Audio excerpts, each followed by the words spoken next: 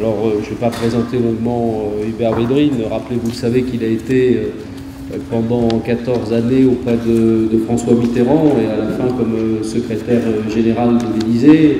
Il a bien sûr été ministre des Affaires étrangères de Lionel Jospin, qui continue dans l'exercice de ses fonctions actuelles à réfléchir sur ces questions internationales, sur ces questions stratégiques. Il est l'auteur de divers ouvrages, dont les ouvrages qui ont été consacrés, le premier au monde de François Mitterrand, un ouvrage face à l'hyperpuissance, qu'il a été mandaté en 2012 sur un rapport concernant le rapprochement de la France à l'OTAN, rapport qui a d'ailleurs fait dans le Canard enchaîné de la semaine dernière encore une actualité. Nous sommes très heureux de l'accueillir ce soir et pour débattre avec lui, Jean-Baptiste Jean-Gène Villemer, que vous connaissez puisque il est associé aux travaux de la chaire maintenant depuis qu'elle existe. Et nous débattrons ensemble. Comme toujours, c'est le même découpage de la séance. Le temps donné à notre conférencier pour son propos, ensuite une animation, une interpellation faite notamment par Jean-Gène Villemer, et puis ensuite les questions de la salle. Cher Hubert, je vous laisse la parole.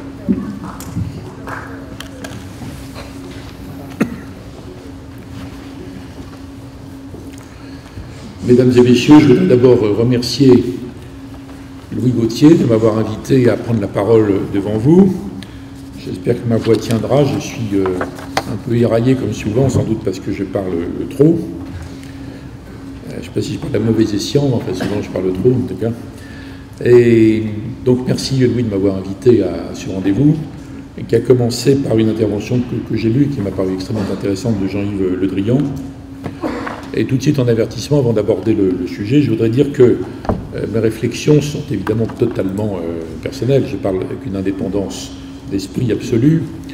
C'est le résultat non pas uniquement des fonctions que j'ai exercées à l'Élysée ou au Quai d'Orsay, je ne parle pas uniquement en tant qu'homme de pouvoir ou l'ayant été avec ce type de regard, mais il y a un mélange, comment dire, qui est lié à toute ma vie, la passion pour le monde. Quand j'étais assez jeune, j'étais un peu routard en fait. Bon. Et j'ai beaucoup voyagé sous cette forme, puis de façon officielle, puis de façon non officielle, j'ai continué. C'est un mélange, et par ailleurs sur le plan intellectuel, je me suis très précocement intéressé à l'histoire et aux grands décideurs, mais aussi au courant d'idées, et je n'ai jamais opposé les deux en fait.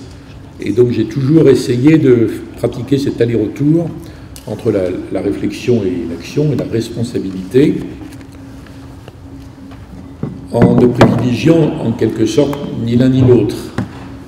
Parce que, même si je me suis intéressé beaucoup, et je continue, la preuve, à m'intéresser à ceux qui débattent ou qui réfléchissent, le fait de s'intéresser à ceux qui décident, qui ont parfois réfléchi aussi, même si ça peut surprendre ici, il arrive que des décideurs aient réfléchi avant, en pendant, ils n'ont pas tellement le temps de réfléchir, mais parfois ils réfléchissent après, donc c'est intéressant de le dire après. Donc, aller-retour.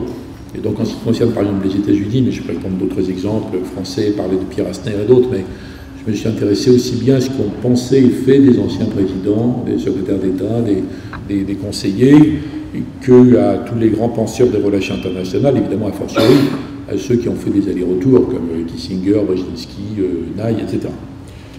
Donc je me méfie des conclusions tirées par des décideurs qui n'ont jamais réfléchi, ou par des théoriciens qui n'ont jamais rien eu à décider. C'est pour ça que je pense qu'il faut tenir les différents éléments.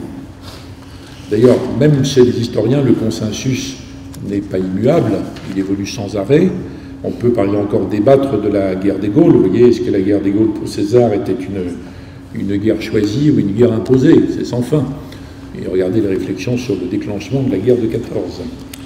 Bon, donc dans cette période qui est la nôtre, qui est plus complexe que d'autres, moins simple à analyser, je ne dis pas forcément plus dangereuse, mais moins simple, j'essaie de tenir les deux bouts de la chaîne. Je parlerai d'abord des conceptions et des politiques qui ont été menées en matière de relations internationales à la fin de la guerre froide, c'est-à-dire à la fin de l'URSS, parce que pour moi la date importante n'est pas la chute du mur comme on en parle communément, que je mets moi entre guillemets parce que c'est plutôt une ouverture qu'une chute. C'est 2 ans avant la fin de l'URSS, et c'était un moment très émouvant, mais c'était que l'accélération d'un processus qui avait commencé avant, qui a continué après. C'est pas un début, c'est pas une fin. Et la vraie date, à mon avis, en relations internationales, c'est la fin de l'Union soviétique, c'est-à-dire décembre 91, et non pas novembre 89. Là, je ne parle pas de façon émotionnelle, je parle de façon historique. Et donc, à partir de la fin de l'URSS, on est sorti du monde bipolaire, on est sorti de la guerre froide, et c'est intéressant de voir comment ça a été pensé à l'époque, par les uns et par les autres. C'est un rappel classique, mais on ne peut pas ne pas le faire, en fait, dans une réflexion comme celle-ci. Aux États-Unis, beaucoup de gens ici intéressés par ces questions doivent l'avoir à l'esprit. Il y a la première interprétation, c'est « on a gagné ». On a gagné, c'est la fin de l'histoire, et comme l'a dit Fukuyama à l'époque, qui a beaucoup nuancé ses réflexions par la suite, mais en gros, on a gagné, et l'histoire s'arrête faute de combattants. Tout le monde est d'accord sur la démocratie, tout le monde est d'accord sur le marché. Clinton dira démocratie de marché, et ceux qui sont récalcitrants par rapport à cette évolution seront ramenés à la raison, parce qu'on est les plus forts, parce que l'économie globale va leur imposer d'être dans la ligne, et s'il le faut, on prendra des sanctions, on va s'ingérer, on va les mettre dans la ligne, etc.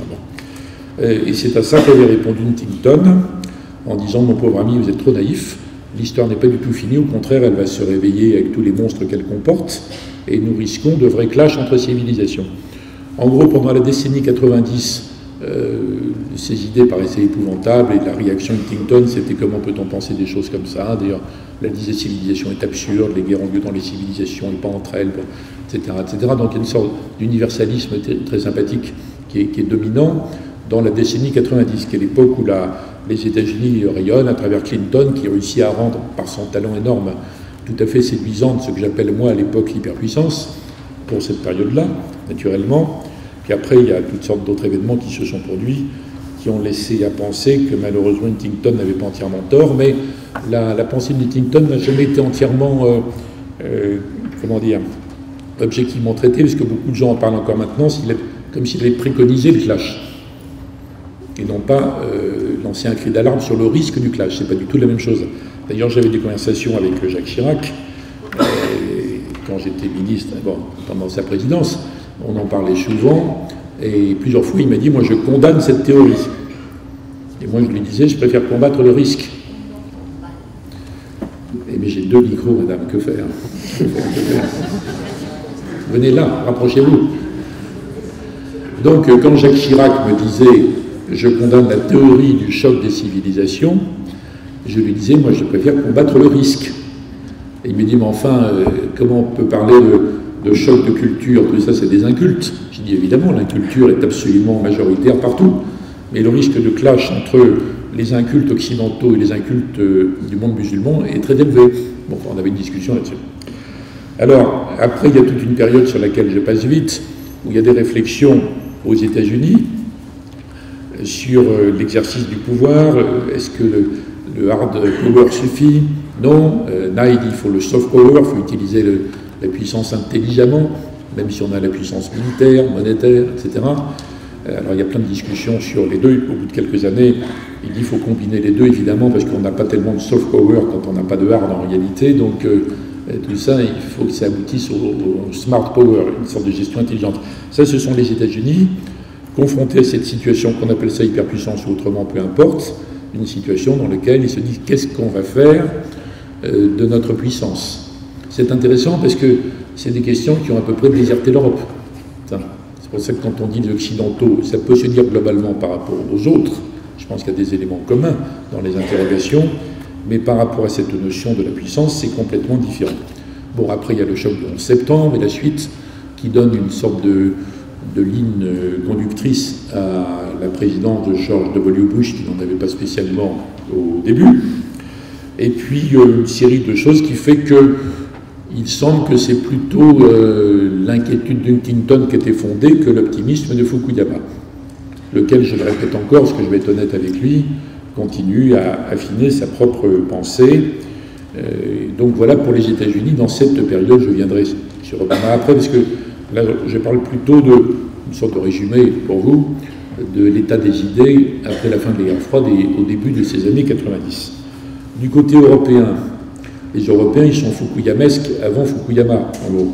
C'est depuis la fin de la Deuxième Guerre mondiale, ils ont considéré sauf la France et la Grande-Bretagne pour des raisons particulières, sur lesquelles on reviendra peut-être tout à l'heure si vous le souhaitez, mais les Européens en bloc, ils ont mis sac à terre. Ils ont considéré que tout ça c'est fini, nationalisme, identité, puissance, ils mélangent tout en plus. Ils mélangent tout, patrie, patriotisme, nationalisme, identité, guerre, il y a une sorte de méli-mélo complet qui a abouti au fait que les Européens souhaitent énormément vivre dans un monde post-tragique, post-traumatique, post-identitaire, parce qu'ils croient que les deux sont liés, c'est pas mon avis, mais ils le croient beaucoup.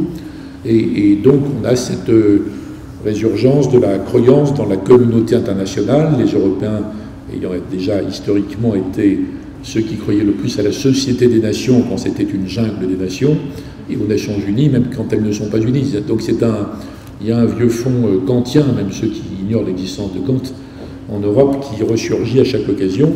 Et la fin de l'URSS et ces années est un grand moment.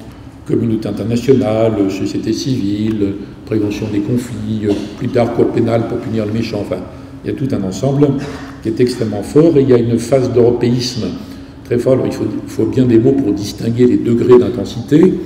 Donc il faut distinguer le sentiment européen, très fort à cette époque, surtout après que Kohl et Mitterrand aient relancé la construction européenne à partir de 1984, et l'européisme qui est un engagement plus fort et qui met cette question au centre de tout en quelque sorte. Mais là j'ai dit un mot rapide sur américains et européens. Il faut bien dire un mot des autres, même si ça va très vite, parce que leur histoire n'est pas du tout la même en fait. Et on est constamment menacé par le risque d'européisme ou d'occidentalocentrisme par rapport à ça. Pour les Russes, c'est pas du tout ce que je viens de dire. Pour les Russes, c'est un traumatisme géant, c'est une humiliation, et on peut toujours raconter que, tant pis, c'est l'Union soviétique qui a échoué, le communisme qui a échoué, ils n'ont pas à se sentir humiliés par ça, il n'empêche que, il y a quand même un traumatisme à l'époque, et pour les Russes, dans ces années-là, la seule chose qui compte, c'est de réussir à encaisser le choc, en fait. Si vous prenez les Chinois, les repères ne sont pas les mêmes du tout, parce que les Chinois, dans ces époques, ils sont dans la lignée de Deng Xiaoping, qui, après avoir réussi à imposer sa ligne à la fin des années 70, a dit on va se renforcer méthodiquement, le plus possible, sans provocation, en gardant profil bas, etc. Et plus tard, on verra. Donc il y a une ligne Deng qui va être poursuivie d'ailleurs par Jiang Zemin et Hu Jintao. Et si vous prenez les autres, je ne vais pas énumérer pour ne pas être long et je veux passer à la suite du raisonnement, si vous prenez le monde arabe, le monde africain, d'autres pays, le Brésil, l'Inde, leurs points de repère sont souvent un peu différents en fait. Donc ce qui est important pour eux, ce qui est nouveau, ce qui est enthousiasmant ou traumatisant, c'est pas forcément notre grille à nous en fait. Mais on était tellement dominants, tellement centraux pendant tellement longtemps qu'on a du mal à faire cette gymnastique. Et ceux qui le font, en général, ils sont dans la repentance, qui est une autre pathologie dont je parlerai après. Bon, alors, voilà, j'enjambe rapidement les années 80, les 20 à 25 années, ça fait déjà un quart de siècle, en fait. Un quart de siècle. Dans lequel il y a cet Occident, avec les nuances que j'ai rappelées, qui est globalement triomphant, conquérant, à nouveau prosélyte, etc. Et si on se reporte à l'époque actuelle, et qu'on peut déjà faire un bilan de l'application de l'attitude occidentale par rapport au reste, et moi que j'appelle le monde réel, on s'aperçoit que les tendances hégémoniques de l'Occident, après tout ce sont les Européens, puis les Américains, donc les Occidentaux qui ont gouverné le monde pendant 3-4 siècles. Ils l'ont dominé, ils l'ont colonisé. Alors pourquoi est-ce qu'ils étaient colonisateurs? Vaste débat historique. Pourquoi les autres étaient colonisables? Vaste débat historique que personne n'aborde, enfin un jour ou l'autre il sera abordé aussi. En tout cas, ça a marqué une longue période, et nous sommes encore les héritiers de ça, même si on est dans un monde plus complexe. Ce qui fait qu'on a vu dans cet Occident des 25 dernières années des tendances hégémoniques qui se sont réexprimées, ou des tendances idéalistes. Mais on ne peut pas les opposer, parce que ça se rejoint finalement. Et quand on voit du côté républicain l'idéologie des néoconservateurs, souvent des anciens gauchistes, des gens qui étaient en tout cas gauchistes à la sauce américaine, des gens qui étaient à la gauche du Parti démocrate, au bout de 20 ou 30 ans de pérégrination intellectuelle, ils se retrouvent à la droite du Parti républicain. Et il y a souvent une approche tout à fait commune entre les néocons américains et les liberal hawks du côté démocrate. Et alors on a vu ça plus ou moins fort dans ces périodes. Il y a eu des allers-retours dans l'attitude des présidents américains. Hein, si on prenait Bush père, Clinton, Bush fils, etc., Obama. Il y a des allers-retours. Aujourd'hui, on en est dans la phase de repli relatif ou de retenue. Ou alors, si on crédite Obama de sa vision, une réorientation des priorités stratégiques, se mettre en position de pouvoir relever le grand défi qui serait l'Asie et la Chine, avec un désengagement du reste. Mais il y a quand même eu beaucoup d'allers-retours en 15-20 ans, et on a l'impression, encore maintenant, je pense que la campagne électorale américaine va nous en donner une illustration caricaturale, les oscillations ne cèdent pas, en fait, ne cessent pas. Entre qu'est-ce qu'on fait, nous, Américains, pour maintenir notre leadership, pour maintenir notre sécurité absolue. Brzezinski a très bien expliqué il y a longtemps. Justin Weiss vient d'écrire un livre excellent sur Brzezinski que je suis en train de lire. Brzezinski a expliqué depuis très longtemps que les Américains veulent avoir une sécurité supérieure à celle de tous les autres, que leurs ancêtres n'ont pas quitté l'Europe pour rien, et que donc ils veulent tous les systèmes défensifs, offensifs, dissuasifs. Ils ne veulent pas que les autres les aient. Un peu, mais en tout cas, pas tout. Donc il y a un débat permanent chez les Américains sur, pour être vraiment en sécurité, est-ce qu'il faut qu'on se désintéresse du monde extérieur et qu'on se mette sous une sorte de cloche, quoi. Soit c'est symbolique, soit c'est pratique, technologique et concret, ou est-ce qu'il faut qu'on contrôle dans le monde entier toutes les sources de menaces? Et l'objectif est le même, c'est que nous, Américains, on soit en sécurité. Donc on voit bien qu'il y a beaucoup d'allers-retours par rapport à ça. Aujourd'hui, on en est à une opinion qui est désabusée par rapport à Obama. Il y aura un long développement à faire là-dessus parce que les raisons pour lesquelles les gens se déclarent déçus d'Obama sont totalement contradictoires entre elles. En fait, entre ceux qui le trouvent pas trop à droite ou pas assez à droite, ou trop à gauche, pas assez à gauche, ou trop idéaliste, ici de là-bas.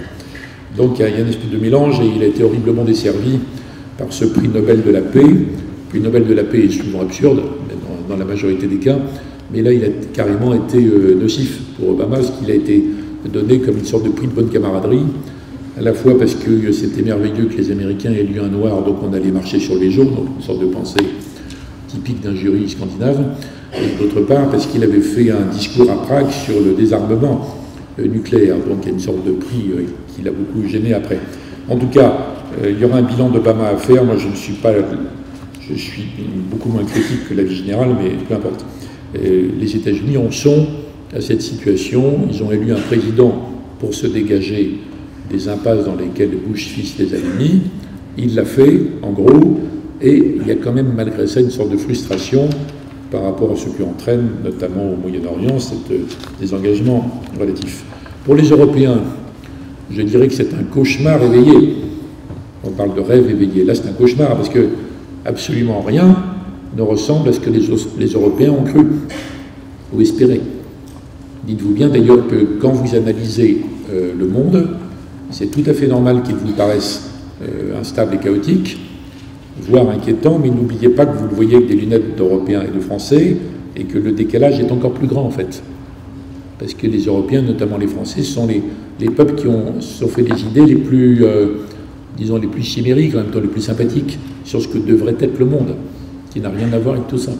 Donc le choc est plus pénible et plus douloureux pour des gens comme nous. Je le dis souvent quand je reprends l'expression très répandue de communauté internationale, pour dire que cette expression traduit une aspiration, mais qu'il n'y a pas de communauté internationale aujourd'hui. Il y a un monde multilatéral qui est capable de très bien travailler, on l'a vu à la COP par exemple, mais il n'y a pas de communauté des peuples, il n'y a pas de communauté des mentalités, il n'y a pas de communauté des appréhensions, des peurs, des espérances, etc. C'est très bien, mais c'est devant nous. C'est devant nous. Donc les Européens qui ont été marqués par l'idéologie, on dit maintenant un peu bisounours, il faudra d'ailleurs faire une étude pour savoir ce qui se passe dans le monde réel des bisounours. Moi-même j'ai oublié, moi, ça c'est l'expression la plus courante. Et ce que nous vivons en ce moment à propos de l'affaire de Schengen est tout à fait typique de ça. Parce qu'au début, l'idée de Schengen, qui était une idée modeste, lancée par 5 secrétaires d'État aux affaires européennes que personne ne connaissait, pour 3-4 pays relativement homogènes. C'était fondé sur l'idée qu'on peut supprimer les frontières internes à condition d'exercer le contrôle à l'extérieur. C'est logique. Sauf qu'après, à chaque élargissement, l'idée d'aller vers un monde sans frontières, où tout le monde peut circuler un peu comme il le veut, est devenue plus forte. Et qu'à chaque élargissement, la négligence l'a emporté sur est-ce qu'on est capable de contrôler à l'extérieur. Parce qu'il y a eu une véritable idéologie sans frontiériste qui a dominé l'Europe, enfin, même chose que ce que je disais tout à l'heure sur l'espérance d'un monde post-traumatique. Donc voilà pour les Européens. En ce qui concerne la France, il y a un focus particulier à faire sur la France, non pas parce qu'on est à Paris, mais parce que les Français ont une façon particulière de vivre toujours ce genre d'événement, compte tenu de l'idée qu'ils se font de ce que doit être le rôle de la France. Et en fait, dans le monde, il n'y a pas tellement de peuples qui se croient chargés d'une mission spéciale. Mais il y a un petit nombre de peuples qui se croient élus, ou qui se croient, on ne sait pas par qui d'ailleurs, élus, qui se croient chargés d'une mission. Bon. Alors il y a toujours une idée française sur l'universalisme, ce qui fait qu'on est plus malheureux que d'autres quand on doit analyser un monde dans lequel la compétition l'emporte, dans lequel notre affirmation par nous-mêmes que nos idées sont universelles ne suffit pas à en convaincre l'univers tout entier. Bon, il y a une sorte de décalage que la plupart des peuples, à part les Américains bien sûr, et qui sont ça à puissance 10, exceptionnalisme, destinée manifeste. Mais il y a un problème particulier, une souffrance française, disons, par rapport à ça. Bon, donc on en est dans une situation, mais j'y viendrai après, où je pense que pour la France, l'adaptation à ce monde que je décris à grands traits est plus compliquée. Et en gros, si on prend l'idéologie, non pas des décideurs ou du monde académique, mais l'idéologie médiatique qui a été, en gros, on va dire, pendant 25 ans, le BHLO-Kouchnerisme, pour simplifier. C'est plus compliqué par rapport à ça, avec ces croyances-là, de comprendre comment le monde fonctionne en vrai, de ne pas sombrer dans la dépression la plus complète quand on a fait cet exercice, et de savoir concrètement comment on fait après. Bon, si on prend la question chinoise aujourd'hui, c'est assez différent de ce que j'ai résumé très vite, parce que il est venu le moment où un président chinois nouveau a dit maintenant la prudence à la Deng Xiaoping n'est plus nécessaire, on a atteint un degré de puissance suffisant pour nous affirmer, on ne change pas la logique interne qui est que on veut bien faire des réformes, s'adapter, s'occuper enfin d'écologie, etc. Mais il n'empêche que on veut garder le contrôle politique.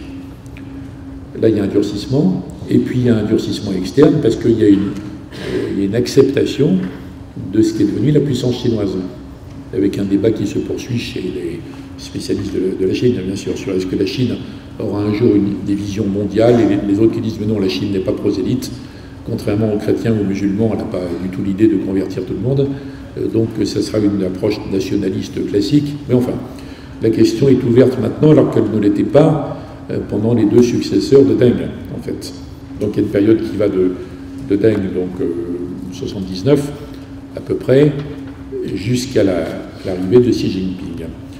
Pour la Russie, la question est encore différente, puisque Poutine, dans son troisième mandat, le retour de Poutine, disons après la parenthèse Medvedev, nous a montré qu'il y avait une sorte de catalyse qui s'est faite, une sorte de cocktail qui s'est fait entre l'humiliation qui est toujours là, peut-être instrumentalisée, mais certainement réelle aussi, le sentiment que la Russie reste quand même menacée par toutes sortes de visées occidentales. Quand on regarde une carte, ça fait rigoler vu la taille de la Russie, bien sûr. Et j'ai coutume de rappeler la phrase de Woody Allen, qui est un penseur stratégique méconnu, quand il dit que même les paranoïaques ont des ennemis. Il y aura les deux.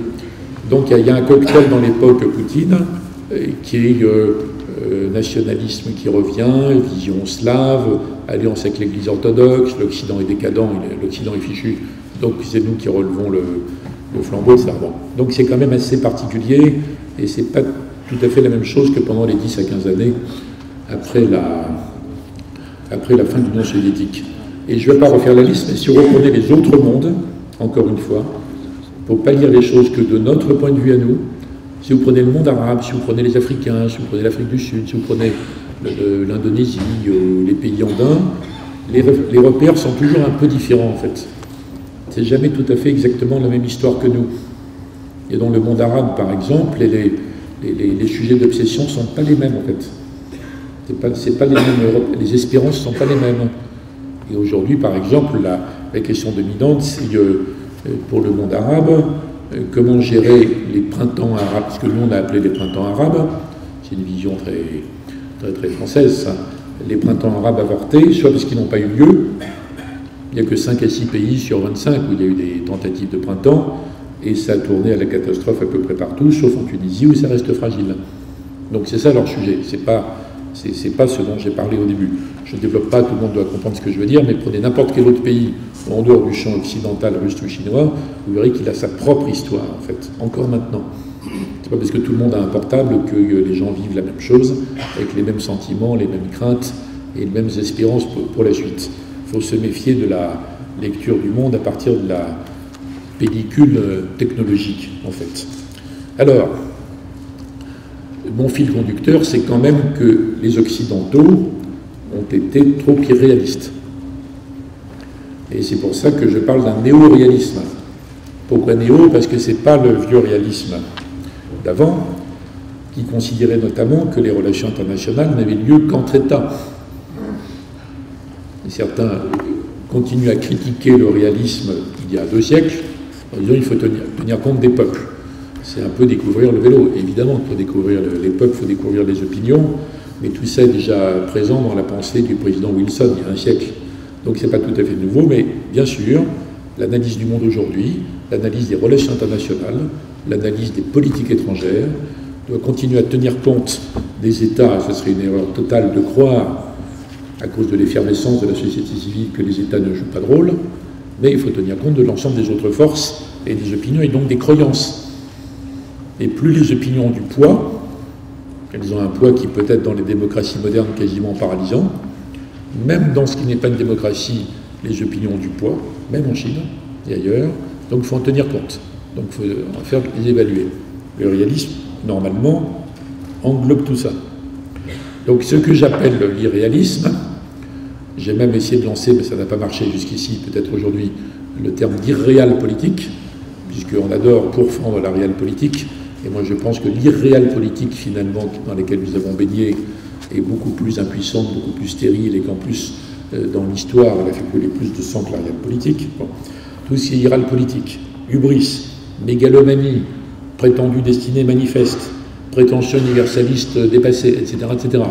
Tout se mélange, ça forme donc l'irréal politique occidentale, à tel point que les États-Unis, et même un peu nous, dans cette période récente, ont fini par penser qu'ils n'avaient plus besoin de politique étrangère. Pourquoi négocier avec tous ces gens qui vont être obligés de suivre nos idées, d'appliquer nos valeurs, qu'on peut sanctionner comme on l'entend, chez qui on peut s'ingérer si on le décide, quand notre opinion est tellement bouleversée qu'elle exige qu'on agisse pour apaiser sa propre souffrance, donc on s'ingère. Dans ces cas-là, il y a un site qui est totalement corrélé avec le degré d'heure, le nombre d'heures passées devant les télévisions. Bon, il y a tout cette espèce d'ensemble qui conduisait à penser que politique étrangère, négocier avec tous ces États bidons qui n'en sont pas, tous ces despotes, non, on n'en a plus besoin. Il y a une dizaine d'années, Kissinger a même dû écrire un livre pour dire les États-Unis ont-ils besoin d'une politique étrangère? Il répondait naturellement oui, mais s'il se posait la question, c'est qu'il y avait un moment de la particulier d'hubris chez les Occidentaux, notamment les Américains, mais un peu chez d'autres aussi. Et chez nous, le droit de l'hommisme, tout le monde est pour les droits de l'homme, personne ici ne pourrait s'en passer, tout le monde souhaite qu'il progresse chaque jour dans le monde, mais le droit de l'hommisme, c'est différent. Le droit de l'hommisme, c'est une conception qui veut que la propagation, le prosélytisme, la propagation des droits de l'homme soit la priorité, voire même l'exclusivité des politiques étrangères. Donc c'est la question du prosélytisme. Donc quand je parle, moi, de néo-réalisme, qu'est-ce que ça veut dire dans mon esprit? Ça veut dire d'abord qu'il faut arrêter d'opposer les intérêts et les valeurs. C'est un mensonge. Quiconque, à la tête d'un pays, prétend mener une politique fondée que sur les valeurs, ne dit pas la vérité. Les pays ne sont pas des ONG spécialisées. Une ONG peut dire je m'occupe que d'un sujet, l'environnement, les droits de l'homme, ceci, cela. Très bien. Un pays ne peut pas. Donc les dirigeants, ils sont élus, où ils arrivent à la tête d'un pays, ils sont chargés d'assurer sa sécurité, bien sûr. Sa sécurité demain, après-demain, etc. Ils sont chargés d'assurer sa prospérité économique, de le préparer à l'avenir. Alors, dans certains pays, on se dit, en même temps, il ne faut pas opposer ça à nos valeurs, nous souhaitons la propagation. Autrefois, c'était du christianisme, maintenant, c'est des droits de l'homme, très bien. On est convaincu qu'il faut les propager. Ça se défend, je veux dire, c'est honorable. Mais on ne peut pas défendre l'idée que ça se substitue à la mission première. Marcel Gauchet a écrit depuis longtemps de très bons textes là-dessus, montrant que le droit de l'hommisme, il est aussi, autant pour les droits de l'homme que tout le monde, mais que le droit de l'hommisme ne faisait pas une politique. Et c'est là où le point le plus difficile de cette incitation au réalisme que je mets en avant, c'est là où j'arrive au point le plus difficile, c'est que est-ce qu'on peut imaginer l'Occident non prosélyte? Est-ce qu'on peut mettre en pratique ce que je viens de dire, qui est peut-être convaincant pour certains d'entre vous, ne pas opposer intérêt et valeur, essayer de promouvoir les deux en même temps? Je pense, moi, que des pays qui ne savent pas défendre leurs intérêts ne sont pas pris au sérieux quand ils parlent de valeur, donc je retourne la proposition la plus fréquente. Mais est-ce qu'on peut aller au-delà? J'ai une véritable interrogation de philosophie politique. Je sais qu'il y a beaucoup de bons penseurs parmi nous. Pour moi, la matrice de l'Occident, c'est Saint Paul.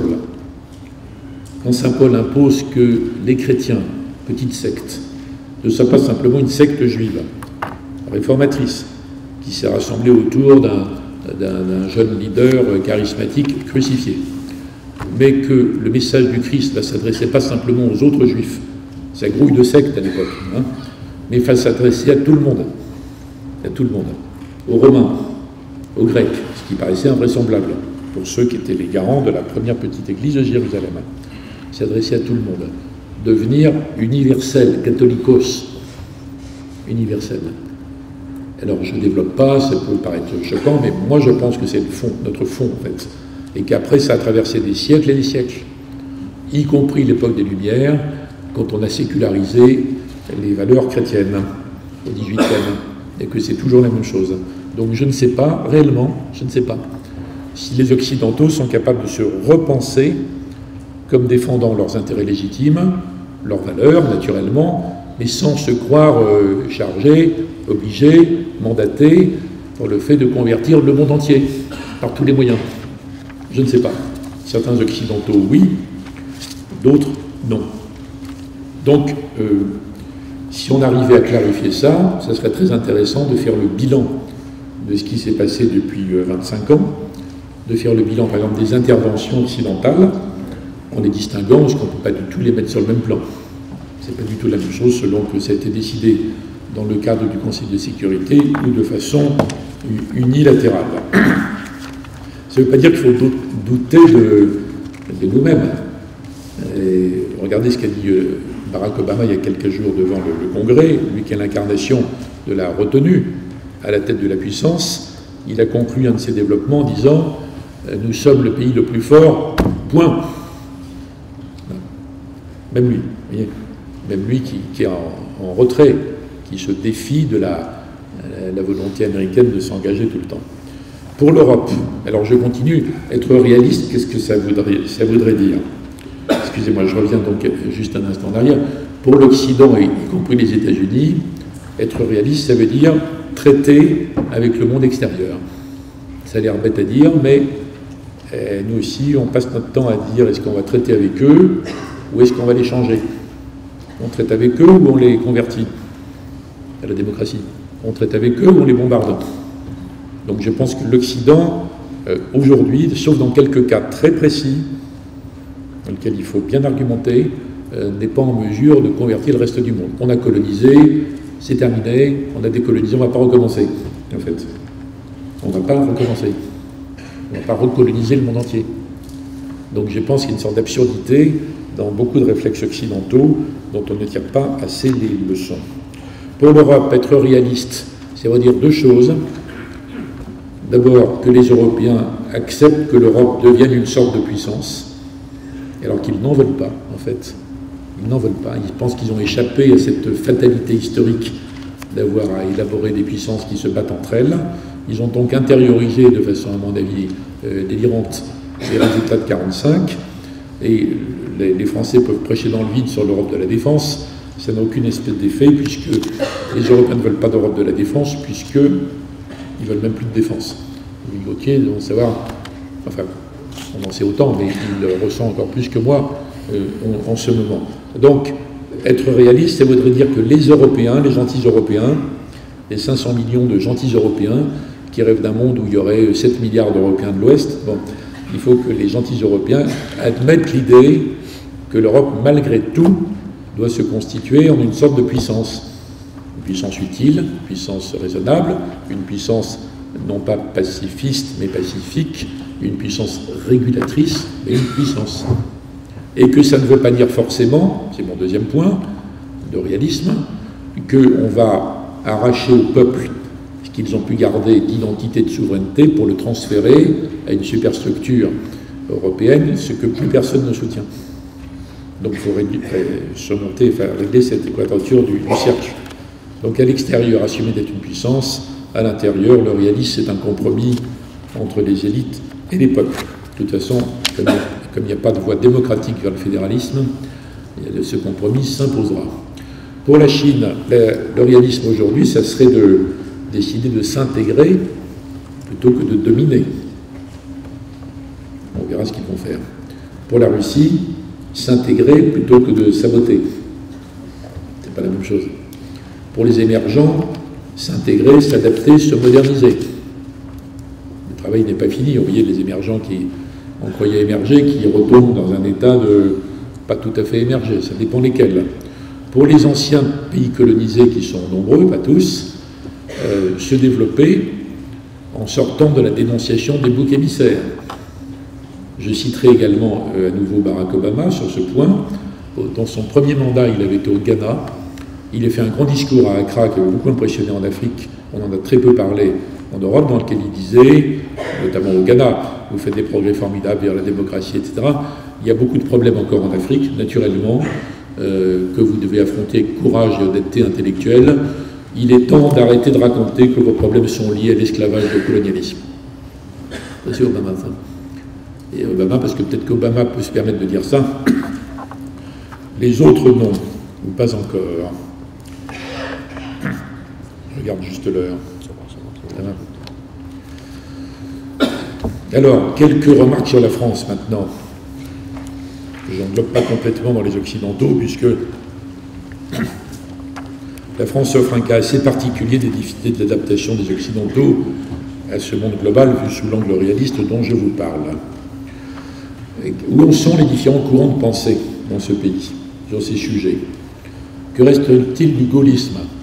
À mon avis, quasiment rien. Un peu de nostalgie, même plutôt sur la personne que le gaullisme. En plus, comme De Gaulle était un génie du pragmatisme aussi, il faudrait dire à quel moment.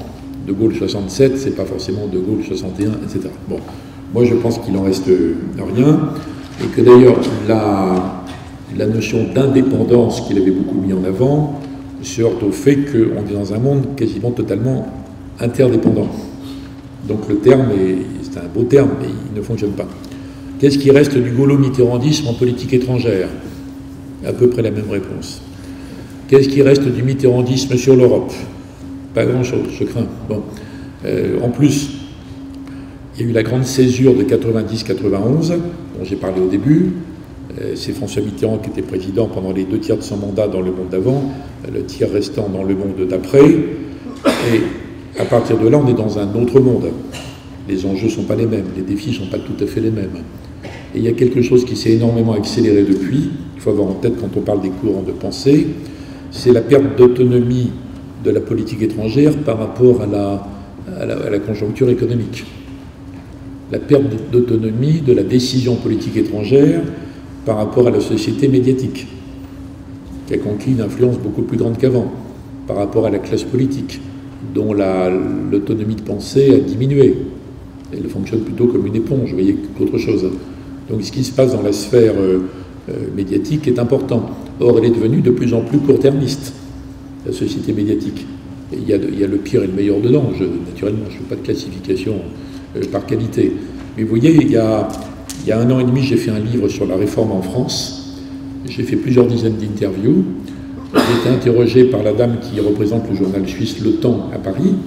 Et j'avais été très impressionné favorablement par le fait qu'elle avait lu le livre d'abord, ce qui n'est pas tellement fréquent, et qu'elle faisait des critiques intelligentes, et ça. Donc je l'ai félicitée.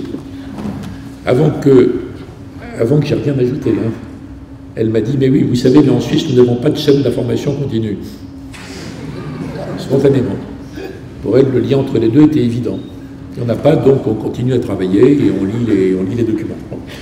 Alors, quand on fait le lien monde médiatique, décideurs politiques, politique étrangère, n'oubliez pas que ce n'est pas le monde médiatique que certains d'entre vous ont pu connaître, avec vous savez, le bulletin dans la page à gauche du Monde, la colonne de gauche, non, ça n'a plus rien à voir. C'est très réactif, c'est donc très émotionnel, et c'est extrêmement difficile pour les gens nombreux qui ont une pensée articulée de la faire passer à travers ce système, en fait. Donc ça finit par peser sur la politique étrangère, sur les courants de pensée en matière internationale plus fort qu'avant. Où en est ensuite le droit de l'hommisme? Alors le droit de l'hommisme, encore une fois, tout le monde est pour les droits de l'homme. Le droit de l'hommisme, c'est ceux qui considèrent que ça devrait être la seule priorité ou l'axe central de toute action internationale. Il a évidemment perdu beaucoup d'aura, beaucoup de son aura depuis quelques années. D'abord parce que même les gens les plus sincères et les plus enflammés se sont rendus compte qu'on n'est pas de baguette magique.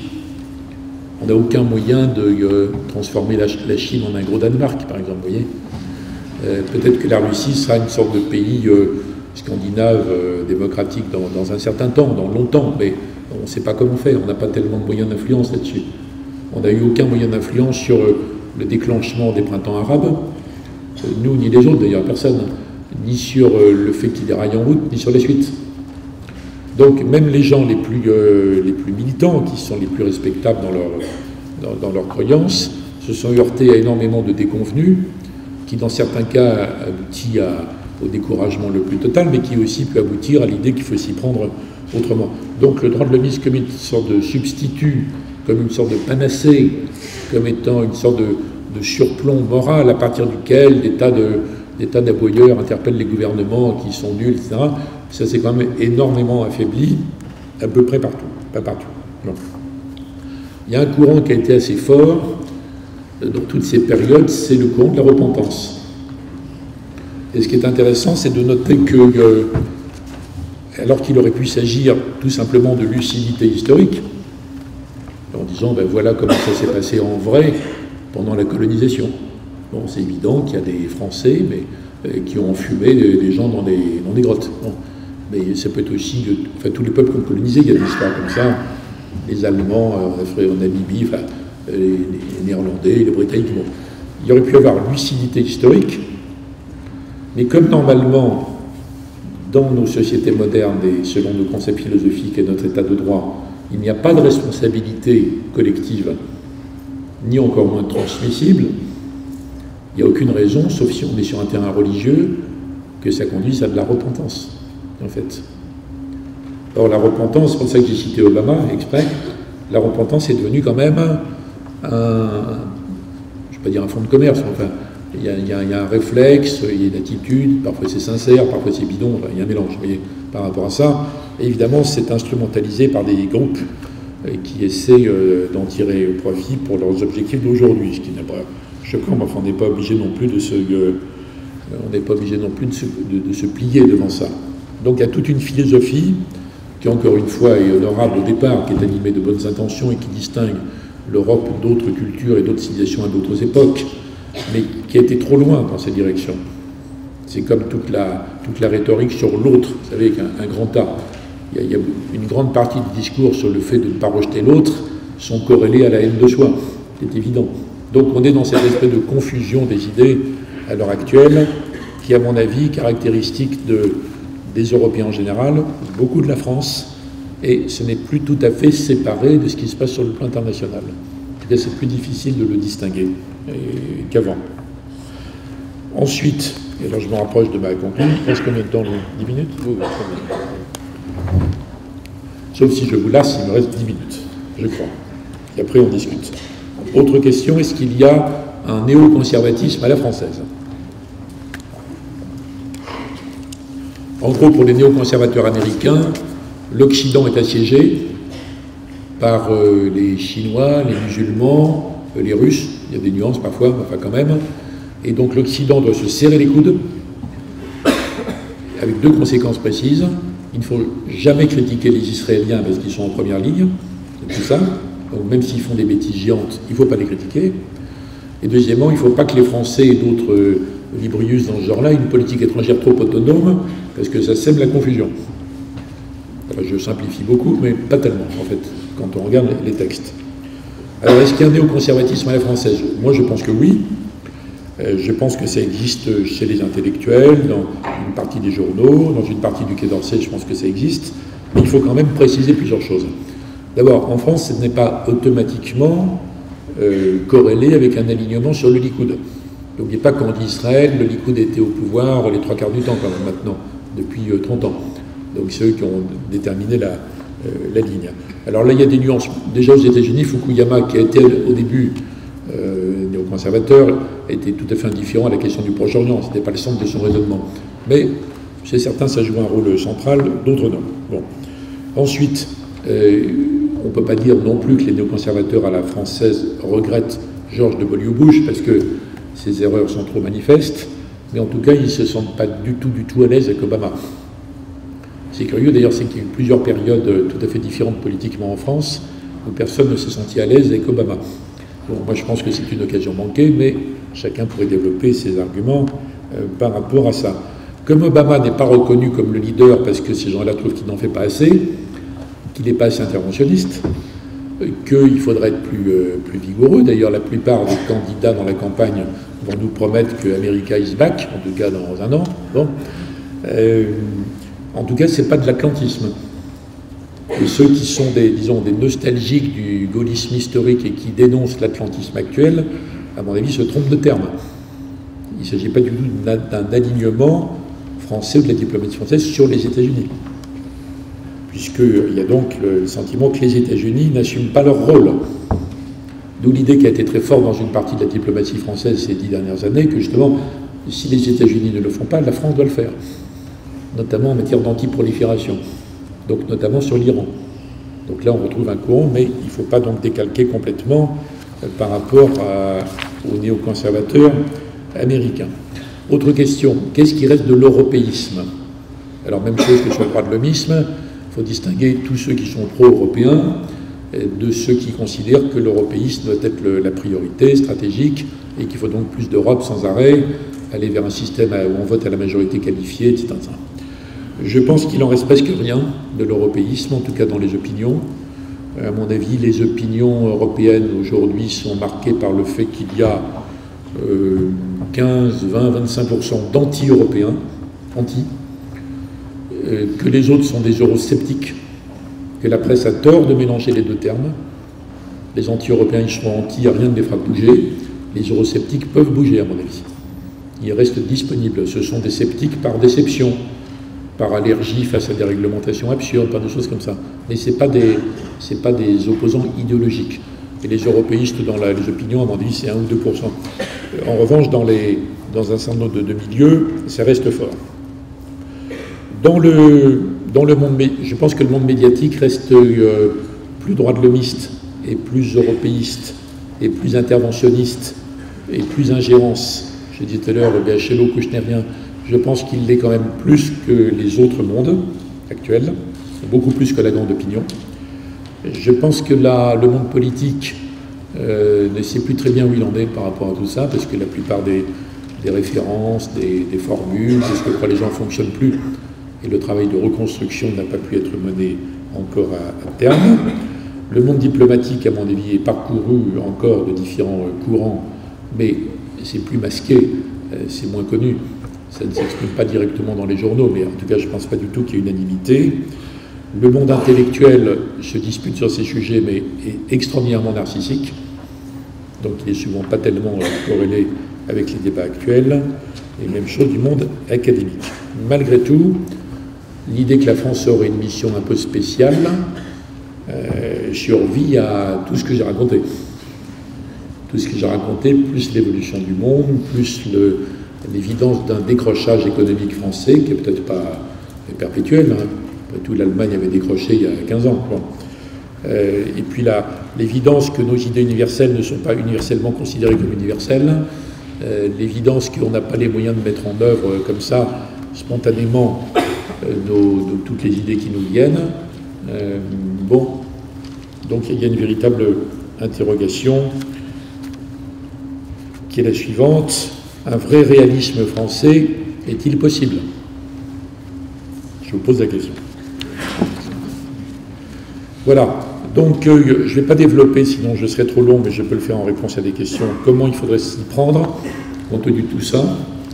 Quelle est notre contribution, notre rôle? Si on parle terrorisme, si on parle Syrie, si on parle Moyen-Orient, Proche-Orient, Chine, Asie du Nord-Est, Afrique, etc. Sur n'importe quel sujet, Europe, réfugiés, asile, je peux répondre.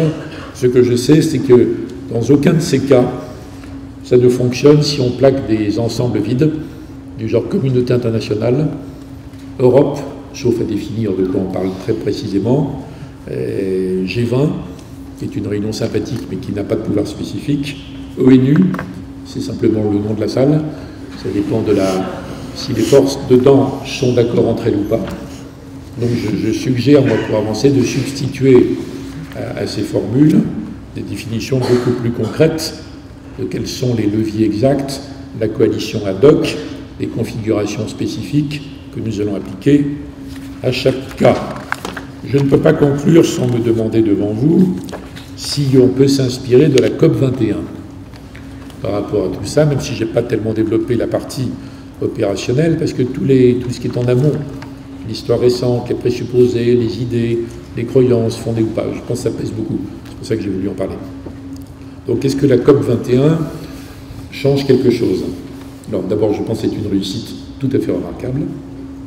Sur le plan méthodologique, ce n'est pas une réussite contre les États, parce que si les États-Unis n'avaient pas connu une évolution interne, et la Chine, une évolution interne, qui avait amené les deux présidents 6 mois avant à prendre des engagements qu'ils n'avaient jamais pris, je pense que la COP21 ne marchait pas. En revanche, ça ne suffisait pas.